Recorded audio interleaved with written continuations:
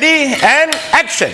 If you enjoy soba, I'm going to show you a beautiful recipe how to do it my way.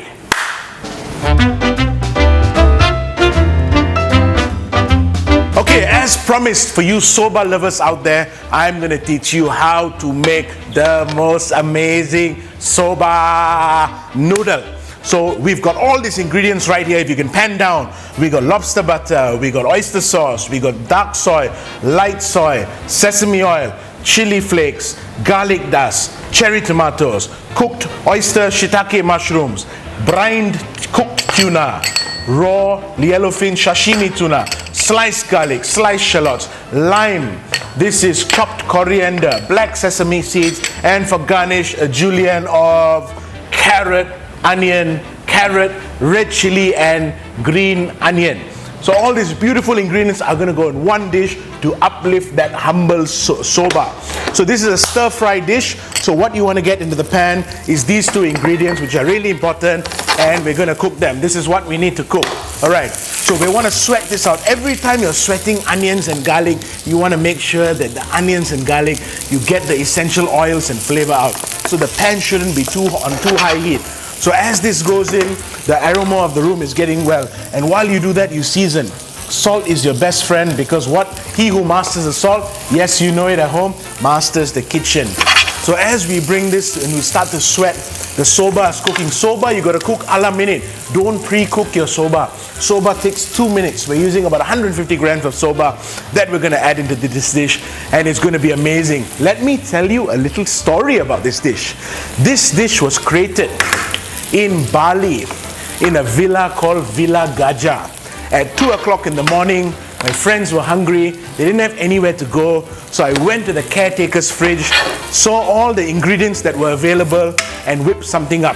So this was actually inspired in Indonesia, in Bali, and it's the perfect midnight comfort food.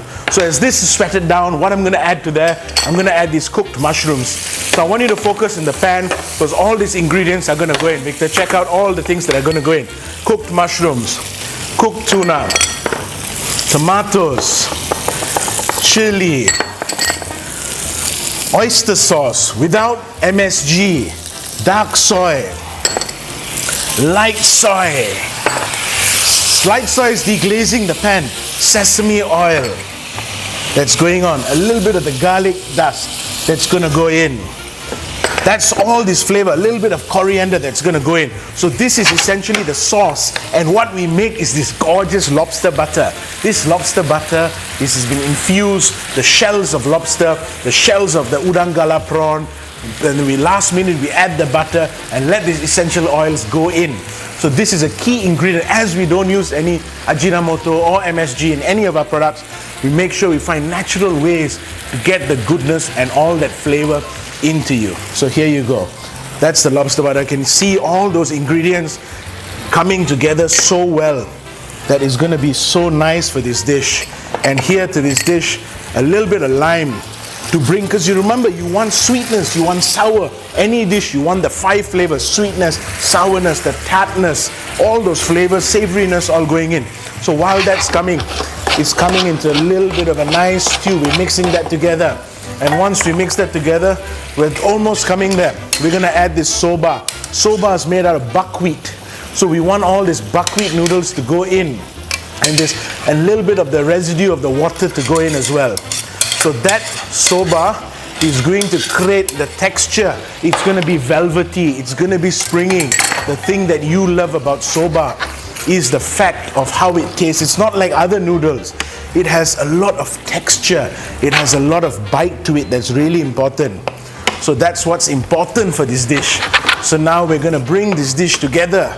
And you can smell, if only you can smell the aroma in the room. And you know, a lot of places, you know, when you go out, where do you commonly eat soba? I think you find them a lot in Japanese restaurants. So what do you do with your soba when you get it home? Are you using it as a Japanese method? Are you doing a stir fry out of it? Very few people actually do a stir fry, and these noodles are good for what I call semi-braised stir fry. So using liquid to soak into these soba noodles is a really amazing way to get the best flavor out of them. And the reason we're doing tuna done 2 ways is, we've included it in the sauce. And we're also topping the sashimi part of it. This is a beautiful introduction to having that velvety tuna, and a beautiful introduction for people who do not like to eat sashimi, and sashimi meaning raw food. So when you have the tuna on top and you toss it in, it cooks to the point that is so beautiful that you can eat it, that you're going to enjoy the creaminess. The dish becomes creamy. It doesn't become fishy. I can't stand the fishy flavor as well. So I think the noodles and the sauce have soaked in. Now we can move up to the plating part of it. So I just want to show you this. Or can you see that? All that flavor going down. All the things that have permeated the soba. The soba has sort of soaked up all that beautiful flavor, which is really nice to see. All right, so to finish up, I'm going to start to plate up. I'm going to get a nice bowl. This is really comfort food. Usually we finish this at Manja at the restaurant towards the end of the meal or for lunch. You know, at the end of the meal, once you've had the delicate salmon, once you've had all those delicate dishes, you want something hearty to close the meal. This is what I call a closer of the meal. So we're going to go in. We're going to start to plate up. Okay? So we just want to put this at the center, sort of get all those flavors mixing together. The cherry tomato, the mushroom, the garlic is going in like that. And you can see it looks so pretty, and only if you could actually smell the flavor that is here, that is permeating. I tell you, this is amazing. So we're going to go down like that.